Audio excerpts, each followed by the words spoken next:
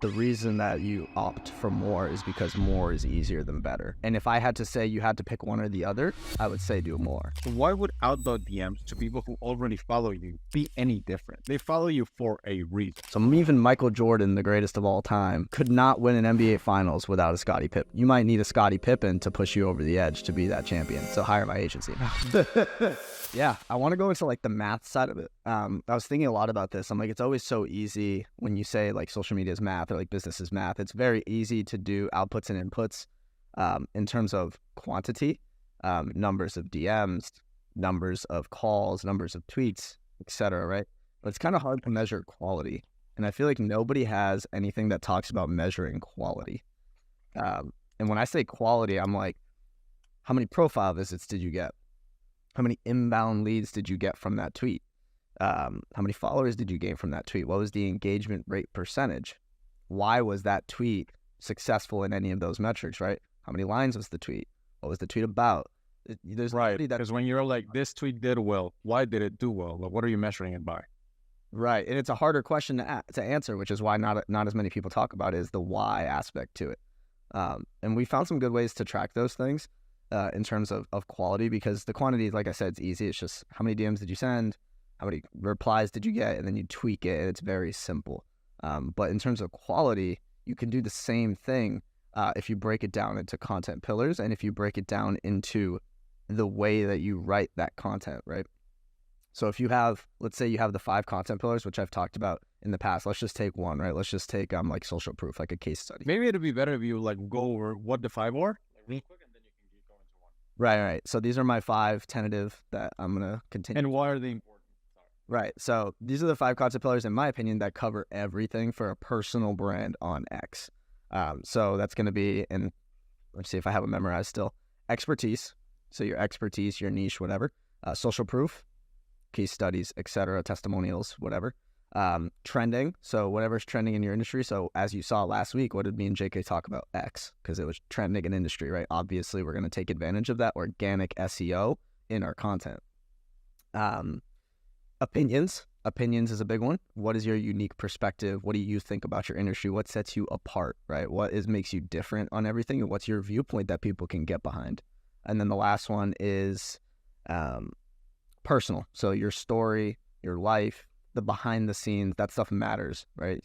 You have to be human, especially in this day and age when AI is starting to take over. You really have to be you really have to have personal stuff, because if you haven't seen, if you look on the timeline, it's just stuffed with people talking about things without offering A, their opinion, or B, the personal aspect to it, how it affects them or how it's affecting their life. And that's what kind of kills a brand, and that's how you build a following without any substance.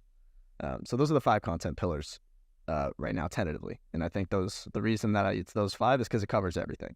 I think you could argue that memes is a content pillar, but I'll consider that for now under the personal side. So let's just take case studies, right? And you post a case study, and it's a case study thread, and that thread has 10 tweets in it, and the hook is 3 lines. And now you split test that exact case study against another version of the case study with 5 lines in the hook with 15 tweets, and there's pictures in every tweet, right? With examples, or videos in every tweet with examples, right? You can now split test the quality of those, but not just how many likes did it get, because that's the problem.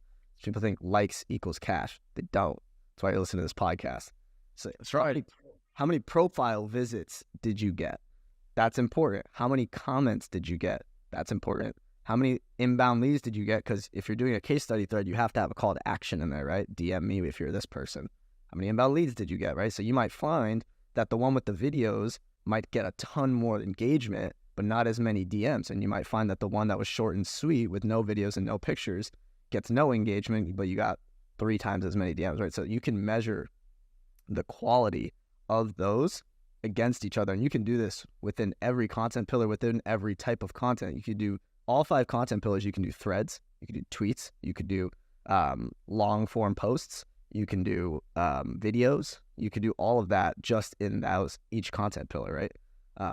So quick question on that, because I'm the type of person sometimes that I'm like, I understand the importance of split testing, and I know it's key to track everything, but I'm not gonna fucking do It's too much work. And I'm like, you know what? Let me just create more. And that's been my approach. Let's just do more and something will happen. How do you track these things? I mean, how can someone who's like, oh, JK, I felt that because I don't track anything. How can they kind of take advantage of Well, it's a two parts to that question, right? Number one is the reason that you opt for more is because more is easier than better. And if I had to say you had to pick one or the other, I would say do more. But if you want to be the best, you have to do more and better. And that's where you get the anomalies like the Mr. Beast, right? He does the more and the better, right? He's the guy that's split testing 100 thumbnails against each other, and he's spending the most money on videos. And he has the most frequency because he has 20 channels, right? Like, that's how he's ascends, right? So, a couple ways that you can get past this, right? One, you can hire an agency like me who's going to do more and better, right? Or you can do a VA like I also have, right? I have an executive assistant so what I'll do is I'll go and find the tweets that I want to split test, and I'll have her actually break it down by word count, line count, everything for me in a spreadsheet. And then all I have to do is look at it, right? That's easy. what are just that idea for you? No. Oh, really? I don't track any of that shit. Well, because what you taught me is that the power of having an assistant putting things in a spreadsheet, like the audience questions, which if you get any nugget from this, I've been doing this for the past 4 months, and it's made my content 10 times faster to create. I have my assistant go into my Read AI, which is the thing that tracks all my calls, go into the key questions part and just copy and paste all of my key questions into a spreadsheet, as well as questions I'm asked in Slack and Twitter, et cetera, and DMs. And they're all in a spreadsheet. So each week I can just answer those questions in the forms of tweets. When I onboard a new client, I like that you said that because I asked them, why did you join? Around 20% of people say, because I felt like you were speaking to me. Like I felt like you understood the problem. And that's big, in my opinion, because once you understand the problem, I feel like the more you understand the problem, the more you can get away with not having that strong of an offer. Because then your offer doesn't become, I'm going to create a lot of pluses. I'm just going to remove this one big negative that I already proved to you with my content that I understand. So when you collect these questions, I also do that. My assistant goes over my questions that I get on the comments, wherever, and I tell her, get the comments that people who are in my niche, because if they're not in your niche, you don't need them. Or your target market, doesn't matter. Get the people who are in my niche that are not trying to form my account for engagement, like the legit questions, get those. And that becomes the content. So I don't really ideate a lot. Like she's the one that gives me the ideas and I kind of riff off it. Is that what you do? Yeah, totally. And just back on what you said with, not everyone has the time or wherewithal to do it. Then it's the same as like when you're building a business. And I learned this from Ryan, right? You do a high leverage, high ROI tasks. So what's the highest leverage, highest ROI split test or content tracking that you can do, right? So if it's just how many inbound leads can you get, you can now split just inbound leads on just case study threads or just personal threads. Like that's pretty low. If you can't even do that, then you might just be lazy, right? So it's just like, if you just do it, once a week or twice a week and just track them against each other, then that's a low barrier way to do it. And you're tracking the highest ROI task, which is inbound leads. You don't have to track profile visits and everything like that unless you're me. But that's a low barrier way to do it because inbound leads is directly into cash. So that's pretty high ROI. So that would be my advice to someone who doesn't have as much time to do it. And a caveat to this one, if you're listening and you're starting out, you're like, oh, that's a lot. It's like, yes, it's a lot. And I'd say it is something that's more of a 30K a month problem, personally. It's something you do once you've already got the clients and you've already got the leverage and you have money to spend on an assistant, on a team. If you're below that, I would say just do more and a little bit more after that. Like an example I'll give for this is fitness. So I've been trying to cut weight for a long time. And something that stressed me out for the longest time was tracking calories. It's so annoying. I hate it. It's like, oh, this day I had ketchup and sauce. So I said, how can I still lose weight, still kind of enjoy my diet and not track the calories? And I kind of arrived to more of an extreme answer, which was instead of tracking little increments, what is the one big activity I can do every week that will allow me to make those little things irrelevant? So for me personally, what I do is I don't eat on Mondays. Mondays are just not eating days. And I just do my thing. I do all my calls because when you're doing calls, you don't really think about that. So then, because I had so much action in that day, or so much not eating and so much calorie budget in that day, along the week, I can just put ketchup on my stuff. Maybe I can have a drink, right? So it doesn't matter because I did a lot. I call this, you can track or you can chat it. You can track it or you can chat it. So I'm like, in the beginning, I'd rather just chat it, just do more of what's required. These are 30K a month problems. In the beginning, just do more. I think that's enough. Yeah, and I like the sales page that you did with the car wheels, because I do think from 0 to 30K, 20 to 30K, a lot of times it's just like there's just one big problem that's holding them back from that. I've even seen it with clients where it's like the only thing holding them back is it's just closing problem, or it's just an outbound DM frequency problem. Right? It could be like one problem that gets you to 30K a month. Whereas above 30K, 50K, even 100K a month, it becomes very much, it could be quality, it could be like multiple problems, different bottlenecks. But yeah, 0 to 30K to do more and sometimes even to do better, because like sometimes you could just, if you book 10 calls a week and you can't close one, then you probably just need to be better at sales, right? So it's like this is a good transition to my tip.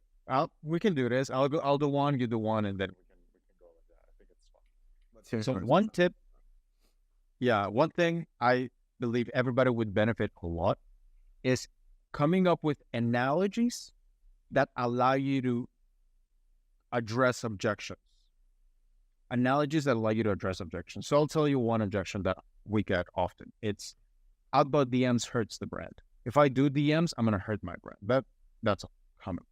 So I thought, what is one way I can break this belief so that they wouldn't have it? And if I said it, it just didn't have power. But once I came up with an analogy, people understood it. So the way I thought about this, it's, let's say you need milk. So you go to Walmart. Like, have you ever gone to Walmart, Marcos, and you're like, that the clerks know exactly where what you want is, but you instead spend and waste 10 minutes of your life wandering instead of simply, asking them where the milk is? Like, I do that all the time. I don't know if you do that. My girlfriend wants to kill me every time I do it. She's like, just ask. I'm like, no. Things from the Russians. Yeah, no, man. I can't do it, baby. I got to figure it out. I must figure out the problem. Yeah, exactly. So for me, I do that all the time. Well, sometimes in restaurants, right? So if I order pasta and I want to eat pasta, but that night they bring me steak, I'm like, I'm not going to change it because I'm shy. I'm just going to be like, well, fuck it. I'm eating steak tonight. Like, that's just how it is. Right? But back to the Walmart example. Like, let's say if the clerk didn't approach you, you were going to waste minutes of your time. Whereas if they approach you and you're like, hey, can I help you with anything? That's like 100% chance that you're going to ask, oh, yeah, actually, where's the milk? Did you think of the clerk as lazy? No. Did you think less of the Walmart brand because he approached you? No. So why would outbound DMs to people who already follow you be any different? You're better than all of your followers at something. They follow you for a reason. So why not ask, do you want help? Because some people are just too afraid to ask. I find that when I tell this story, right? When I tell that, people go, oh, that makes sense, right? There's another one I have right here on the document. Let's see. Yeah, Jordan Pippen. So for example, I say that we get very caught up in, what do I do? Sometimes you're like, I'm in the wrong business model and you want to change stuff and you're so stressed and you want to try different offer suites and ways to get clients. Whereas I believe that there's only two things you can tweak. And it's you either tweak the Jordan of your business or you tweak the Pippen of your business. How does that work? Pippen is the playmaker. He creates the thing. So he will pass it the ball, he'll alley-oop. That's content. That's you creating possibilities for scoring, but it's not scoring itself. Whereas Jordan is the one who scores. It's the DMs, right? So when you look at that, when you look at your game, and it's like, I want to score right now. What am I missing? Am I missing plays in which content, you can create more content, make more videos, something that will make people like it and be like, I'm interested in this? Or you can take the Jordan thing, which is, I already have the content. I already have a lot of people engaging with it. I can just, send more DMs and score more because the play is already created. So when I show that image, people go, oh, I'm missing here, I'm missing there. That's another analogy that's really useful because you can only tweak two things. It also works with cold and hot water. So you're in the shower and you want the temperature you want. Well, there's only two things to tweak. You either make it colder or you make it hotter. Like that's all you can do, right? So it's like, which of the two levers are you missing? And if you focus on that, that kind of helps me take clients' attention and focusing on the right things. That's another one. And the third one, to bring it full circle to what you said about the car, I feel like in a coaching business, in order to get to 30K a month, there's really four things you can focus on. It's either, get more followers so you can message more people. You get lead flow up so you get them on the calls. You get more buyers, which is working your offer on the calls, and more repeat buyers, people who stay. And I used to have these four mechanisms. I could never make it three. And the coaching program I'm in, they told me, make it three because it's easier to remember. But I just couldn't. I just no, all four are important. So I thought about, what if we show it as a car? So I say car, it has four tires in which each is followers, leads, buyers, and repeat buyers. And what I do on the sales calls, when I made my sales team buy a fucking iPad for this. I want you guys to take the car and paint the wheels. This one is red. This one is green. This one's green. This one's green. So we tell people, this is what you're missing, and this is why your business is not growing, because you're not focusing on the bad tire. If you get a flat tire, you're not going to change the good tire. You're going to change the flat one. Change the good tire does nothing. If you have a bunch of followers but no leads, then getting more followers will change nothing. You got to focus on the lead flow. And it allows me to focus the prospect's attention into the actual issue.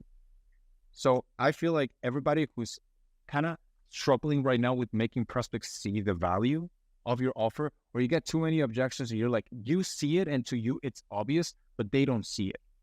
I would say come up with an analogy that allows you to explain it, and that will kind of position the prospect in the same perspective as you, and you will be able to close more deals because you explained it in a way that's coherent and makes sense to them. So analogies is huge in my business, and I do it all the time. And I think everybody could benefit from that. Yeah, I think it's one of the first things I learned when I started my business was the analogy that you popularized with, it was getting people followers, and it was the objection that, what if you don't get my target audience? And the way to handle that objection was building an audience is like sifting through gold.